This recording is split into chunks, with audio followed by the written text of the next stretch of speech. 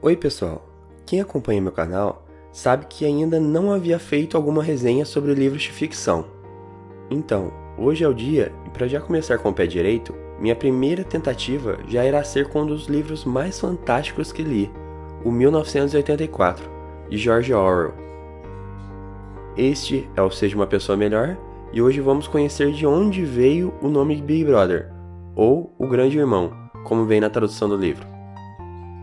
Winston é o personagem principal desse livro, e ele vive no futuro, o ano de 1984. Parece brincadeira, mas é que o livro foi publicado em 1949, um pouco após a Guerra Mundial, onde existia ainda uma forte lembrança de toda a guerra, do poderio nuclear como a bomba atômica e também da força dos governos autoritários, e é nesse cenário que o livro foi escrito. Mas voltando, Winston vivia numa cidade que em algum dia já fora chamada de Londres, e é onde fica o centro do governo e que tem como líder o Big Brother, que, como o livro diz, aquele que zela por ti. Ninguém sabia se esse Big Brother existia ou não, mas o que significava era que o governo sempre estará observando ou zelando por você durante todas as suas 24 horas diárias. Para fazer isso, eles usam as chamadas teletelas, que são TVs que também filmam as pessoas.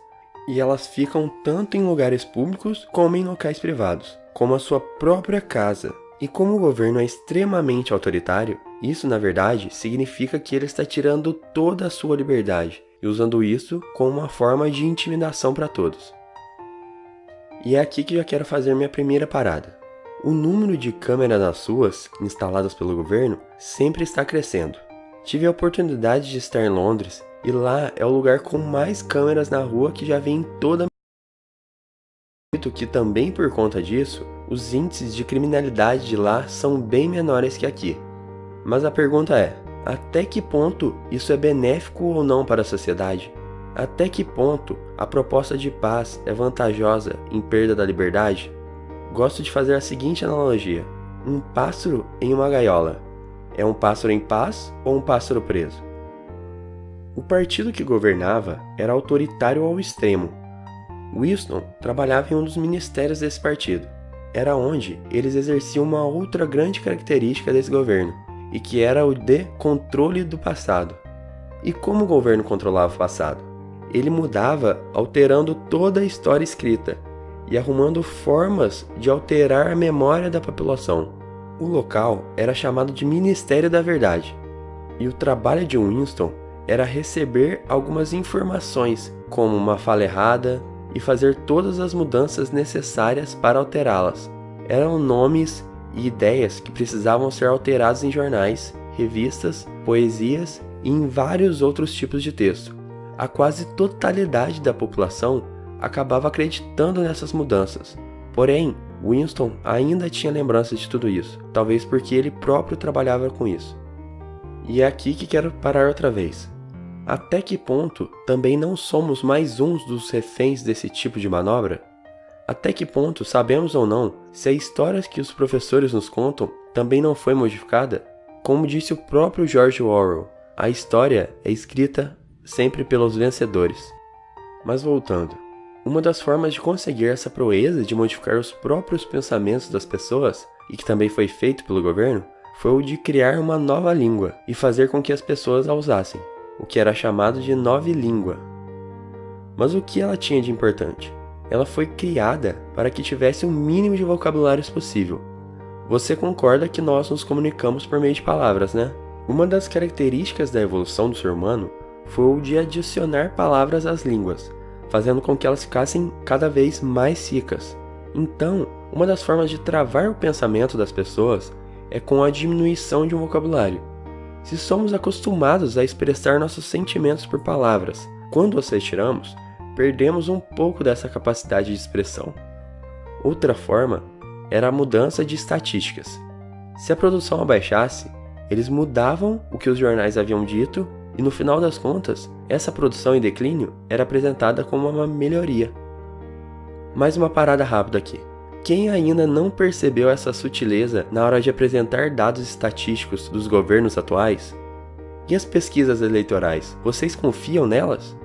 Somos apresentados a dezenas de informações de certo modo manipuladas, Isso tudo com o intuito de parecer que elas são melhores do que realmente são.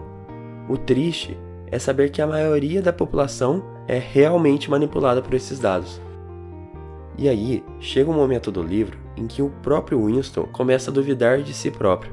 A cidade estava caindo aos pedaços, e a população em geral praticamente passava fome. Mas só ele lembrava que no passado era bem melhor que isso. O partido dizia, e a população acreditava, que as coisas haviam melhorado. Se só ele pensava ao contrário, e se não existiam provas nenhumas concretas disso, então como é que ele tinha tanta certeza? Até que ponto esse passado da cabeça dele está certo ou foi criado por ele próprio? Uma comparação muito boa que ele faz no livro é o seguinte: antigamente era sinal de loucura acreditar que a Terra girava em torno do Sol. Já para ele, era crer que o passado era inalterável. Vocês já olharam para o Sol alguma vez e tentaram imaginar que na verdade era a gente, junto com a Terra, lógico, que estávamos rodando? É extremamente lógico imaginar que o Sol que gira ao nosso redor. E se todos afirmassem isso, quem seria o louco de ir contra? Porém, nessa sociedade, quem tinha um pensamento contrário do partido, ou que apenas expressasse esse pensamento por formas de expressões faciais ou algo do tipo, simplesmente sumia, era vaporizada, e todos os seus registros e pensamentos eram apagados instantaneamente de todos os registros. Era como se a pessoa não existisse mais. E não é só o Big Brother que espia as outras pessoas. As próprias pessoas espionavam umas às outras. Até os próprios filhos eram treinados para vigiar os pais. Então, se perceberem que os pais estão fazendo algo suspeito, elas denunciavam os pais para o partido. Olha que perturbador tudo isso. É a alienação total da população por meio do controle e mudança do pensamento. Winston se sente sozinho no meio de tudo isso, e muitas coisas acontecem durante toda essa fase. A leitura fica mais pesada e as ideias são melhores explicadas. Não quero contar a história do livro em si aqui, para não estragar a leitura de quem irá ler, mas queria discutir apenas mais uma ideia desse partido. E é a de que o partido sempre estava em guerra com uma outra região do mundo. Mas por que querer uma guerra que não acabava nunca? Desde o fim do século XIX, com o uso de máquinas, ficou meio claro que no futuro, com a eficiência aumentada, cada vez menos as pessoas iriam trabalhar e cada vez mais qualidade de vida todas elas teriam. A guerra, que no nosso paralelo é traduzido por ineficiências, corrupção, obras inacabadas, entrou aí como forma de usar todos esses produtos de máquina, porém sem elevar o nosso padrão de vida.